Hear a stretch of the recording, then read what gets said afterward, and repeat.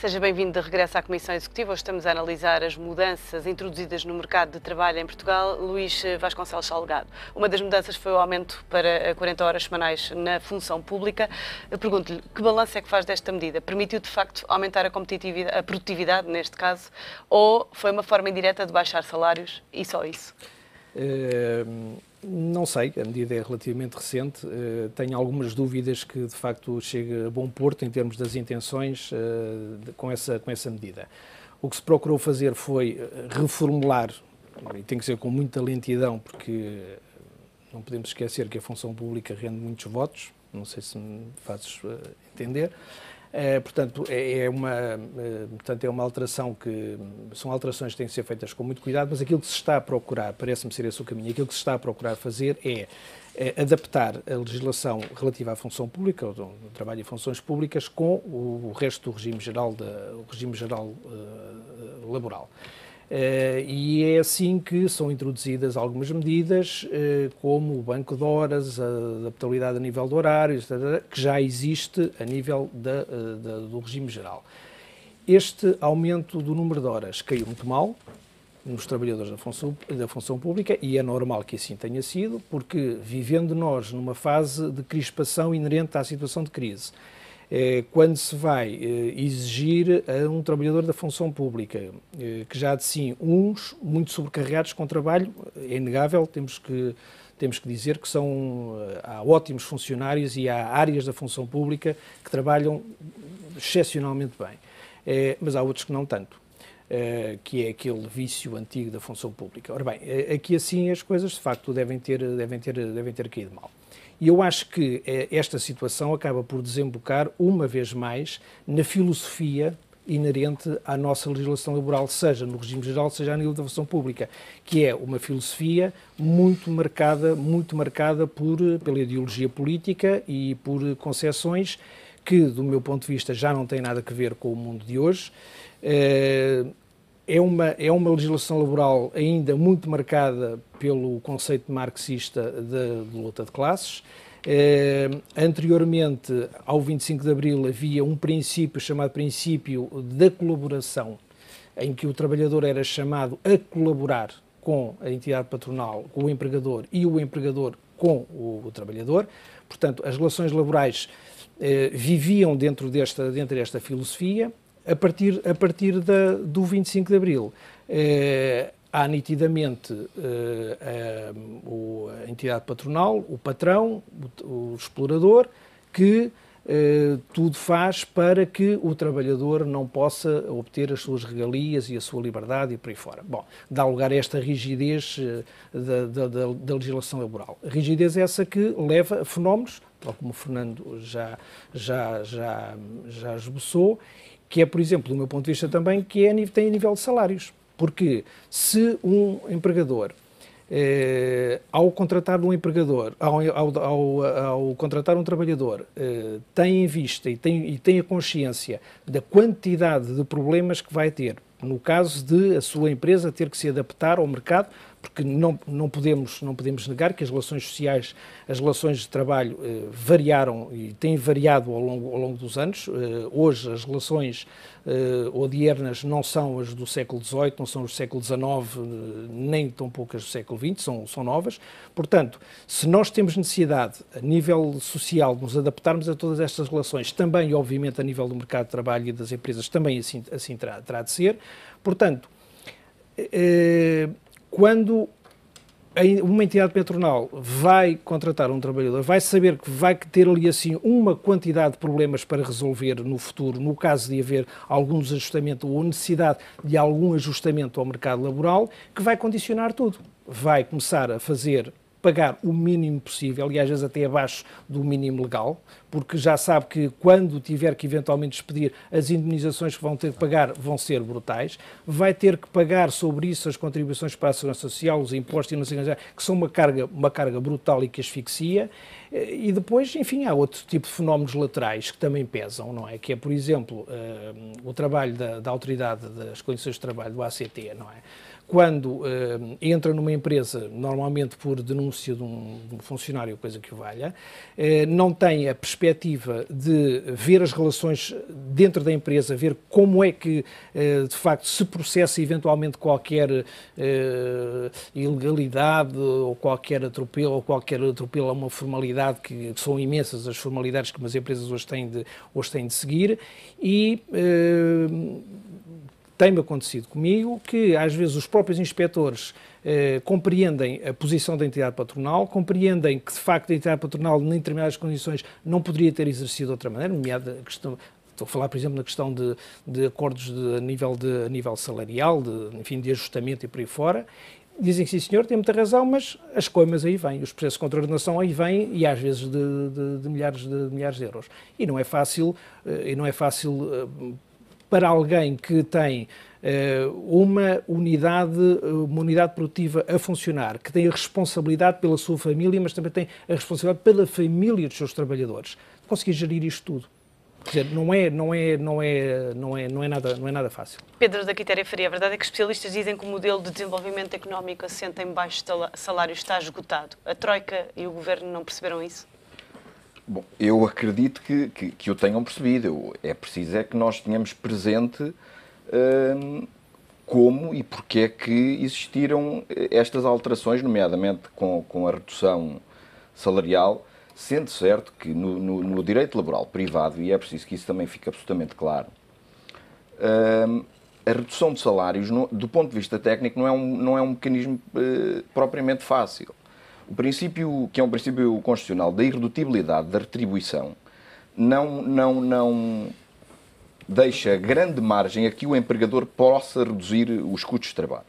Agora, evidentemente que se um empregador reduzir o número de horas de horário de trabalho de um trabalhador e lhe reduzir o salário, que isso tem um efeito no decréscimo da retribuição, é verdade.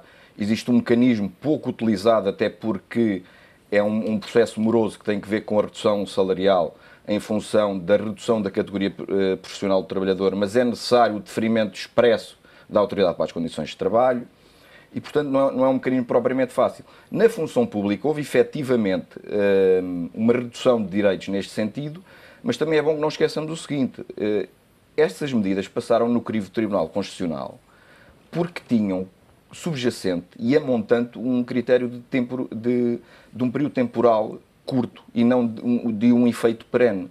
E nós hoje por hoje já começamos, aliás, a questão da reposição gradual dos salários, que hoje já está em cima da mesa e que o Partido Socialista até diz que em 2 anos o reporá na integralidade, vem precisamente ao encontro disto que eu estou a dizer, ou seja, todos os direitos adquiridos na função pública vão regressar e vão voltar àquilo que eram.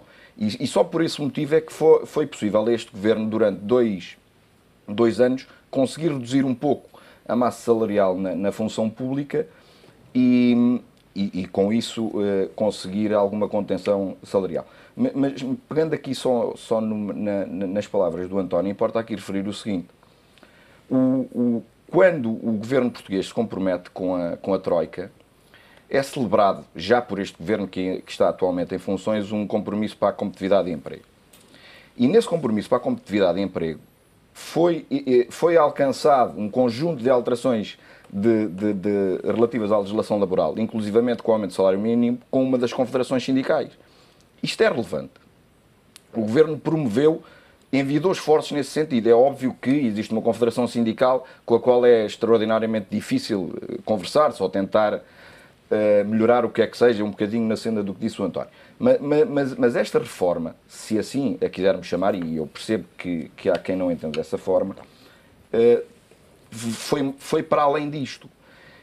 Nestes 4 anos nós assistimos, por exemplo, a mecanismo de renovação extraordinária dos contratos a termo, o que permite uma empregabilidade pelo menos mais duradoura, porque aqui teremos sempre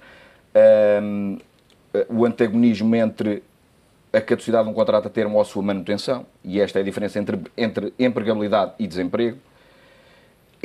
Foi este governo que introduziu um mecanismo de combate à utilização indevida dos falsos recibos verdes. Hoje existe, é a própria ACT e tem andado afanosamente nas empresas em busca deste tipo de situações, ou seja, verdadeiras relações de trabalho subordinado que estão encapotadas por uma fictícia prestação de serviços. Isto tem combinações severas para as empresas. A própria ACT hoje pode fazer a convolução de um contrato de prestação de serviços ficcionado num contrato de trabalho e, se o empregador não cumprir aquela recomendação, comunica ao Ministério Público para efeitos de reconhecimento da existência deste contrato de trabalho. Houve uma desburocratização nas comunicações que o empregador tinha que fazer à ACT e que lhe consumiam grande parte do tempo relativo aos seus recursos humanos. Houve a criação, também conforme estava no memorando de entendimento, do Fundo de Compensação de Trabalho, que hoje é financiado em quase 1% pelas entidades empregadoras. Isto hoje existe, está vigente. Houve efetiva criação de medidas de apoio ao emprego com uma contribuição substancial por parte do Estado, se nos lembrarmos das medidas dos incentivos ao emprego, os estímulos de 2013, os estímulos de 2014, os estágios, a isenção TSU para trabalhadores desempregados de longa duração, com mais de 45 anos. Isto hoje existe. Foram medidas tomadas no âmbito desta legislatura e que me parece que vão de encontro precisamente a uma situação de emergência social em que vivíamos. Mas, do ponto de vista social, e como o António falava, e felizmente que nós não vivemos numa situação de absoluta desregulação do mercado de trabalho e da total ausência de direitos, como acontece, por exemplo, na China, e por isso nós nunca poderemos ser tão competitivos como os chineses em determinados mercados. Houve uma redução do período contributivo para acesso ao subsídio de desemprego de 15 para 12 meses. Houve um alargamento da elegibilidade do subsídio de desemprego a trabalhadores independentes, que era uma questão que se falava há anos e anos e anos, aquelas pessoas que, na realidade, têm uma verdadeira relação de trabalho independente e que hoje terão acesso ao subsídio de desemprego quando trabalham só para uma única empresa. Foi concretizado. Houve aquilo que o Luís disse bem, e isso sim é uma verdadeira flexibilização do mercado laboral e uma adaptação mais realística àquilo que são os desideratos e as necessidades da empresa, que foi a criação do banco de horas individual. Ou seja, não é necessário a participação de um ente coletivo, mas basta o acordo entre trabalhador e empregador para que o trabalhador possa trabalhar mais 2 horas por dia. Portanto, para mais si 50 as por mudanças semana. são praticamente todas positivas. Não disse isso. A grande parte das alterações que foram promovidas, no meu entendimento, e tendo em consideração o circunstancialismo financeiro em que nos víamos mergulhados, foram efetivamente positivas. Fernando, mas no privado há também empresas que exigem 4 a 5 horas extra de trabalho não remunerado. Eu pergunto-lhe se mais horas de trabalho extra não remunerado se podem levar a maiores abusos.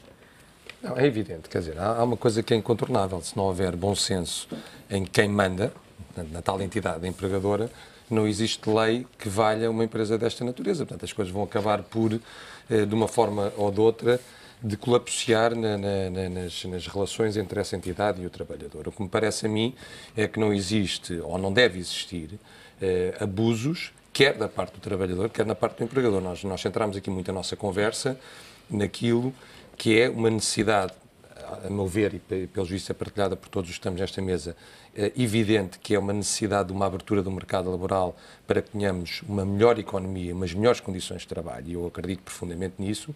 Isto não se deve confundir com permitir abusos das entidades empregadoras relativamente às relações laborais que têm. Essas deverão continuar a ser censuradas e deverão continuar a ser penalizadas fortemente. E, se possível, até diria mais, se nós continuarmos num caminho de maior abertura do mercado laboral, por que não penalizar mais os abusos? Portanto, porque eu acho que aqui as coisas têm que ser balanceadas para que uma medida que seja, que se queira um efeito positivo no longo prazo, não venha justificar ou encapotar medidas ilegais da própria entidade empregadora. Portanto, eu claramente entendo que tudo o que tenha a ver com trabalho que é exigido, em que é preciso um trabalho suplementar, se é preciso um trabalho suplementar, por natureza quer dizer que existe um acréscimo da atividade dessa mesma empresa e, portanto, por natureza, esse trabalho deverá ser remunerado e deverá ser remunerado nas condições que estão previstas na lei. Por isso, permitir um período de trabalho ilimitado nas relações laborais e que possa ser tudo exigido, não sou minimamente também dessa opinião. Eu penso que as pessoas têm que ter as suas próprias vidas, vida para além do trabalho, e isso é de salutar. E devemos continuar, nós já falámos aqui nos programas atrás, naquilo que era os índices de produtividade portugueses, comparados com os outros países da União Europeia, nós somos dos países onde mais horas de trabalho e onde existe menor produtividade. Portanto, o que quer dizer mais horas está no emprego. Ou mais horas está no emprego, exatamente. E por isso, de facto, não é a questão do número de horas de trabalho que vai resolver... Daí a minha pergunta há pouco em relação ao horário da função pública, é o aumento do horário. António, parece-lhe que a crise, em alguns casos, foi uma boa desculpa para despedir ou, em caso de empresas saudáveis no privado, não subir salários quando podiam fazê-lo? Não me parece. Ouça, nenhum empresário despede um bom trabalhador. Só se fosse maluco ou se quisesse cometer suicídio económico. Nenhum empresário despede um bom trabalhador. Mas pode não subir salários. Mas pode não subir salários. Pode não subir salários. Mas se não há aumento de produtividade, se as condições de competitividade decrescem por uma forma mal calculada de fazer a globalização. Eu faço lembrar, eu quando estive no Conselho Económico e Social, em Bruxelas, ainda houve pessoas, outros conselheiros, que muitas vezes, quando se referiam a Portugal, acusavam-nos de dumping social, e aquilo era uma coisa horrível, que era nós não termos as condições sociais, de garantias sociais, equivalentes às da Alemanha e de outros países da Europa, e que, portanto, não poderiam os nossos produtos estarem a entrar pela União Europeia dentro, na altura CEE, sem algum cuidado, sem sermos penalizados. E depois, quando vêm aqueles mercados enormes da Índia e da China, abrem completamente produtos que entram dentro das nossas fronteiras sem qualquer impedimento e onde não é dumping social, não é nada. É pior que tudo. E, portanto, estes critérios têm que ser tidos em conta. Agora, é muito importante ter consciência de que nenhum empresário... Eu distingo sempre o patrão do empresário. Uma coisa é um patrão, outra coisa é um empresário. A diferença entre patrão e empresário é que o patrão ganha dinheiro. O empresário acumula capital. Capital no sentido de empresas, máquinas, pessoas qualificadas. Há uma distância. Os patrões podem fazer esse tipo de coisas, abusar do trabalhador, etc. Os empresários não fazem isso. Os empresários sabem que os trabalhadores não são máquinas. As máquinas têm uma definição. Se a gente as puser a trabalhar N horas, sabe exatamente qual é o output. O homem ou a mulher não é assim. As pessoas têm que ser motivadas. E nenhum empresário, o patrão pode não perceber isto, mas nenhum empresário aplica políticas que desmotivem as pessoas, como aquelas que têm acontecido em Portugal de diminuir os salários, por exemplo. Isso desmotiva. Reflexos negativos, isso desmotiva e tem reflexos negativos na produtividade. Agora, há uma coisa que é muito importante. Nós ainda não nos libertamos do conceito marxista. Aliás, o Luís referiu e os outros corroboraram, os outros colegas, do princípio marxista de que há uma guerra entre empresário e trabalhadores. Isso era verdade no tempo de Karl Marx, em que havia a produção de um bolo, não havia regulação e, consequentemente, era ver quem é que apanhava a maior parte do bolo da riqueza que era produzida na empresa. Hoje não. Nós hoje, empresário e trabalhador, estão no mesmo barco. Se o empresário não tem sucesso, o trabalhador fica no desemprego. Estas são as condições que nós temos hoje. E, consequentemente, menos de um minuto. Não respeitar e não motivar a sua própria mão de obra é suicídio económico do próprio empresário. E os trabalhadores têm que perceber isto, e é por isso que cada vez há menos trabalhadores sindicalizados. É que a maior parte deles já percebeu que, de facto, trabalhador e empresário estão no mesmo barco. Ou a empresa tem sucesso, ou morrem todos, ou seja, ficam sem emprego todos. Muito obrigada a todos pela vossa presença e análise nesta Comissão Executiva. A Comissão Executiva está de regresso amanhã. Vamos fazer um balanço do setor do turismo em Portugal. Contamos consigo. Até lá.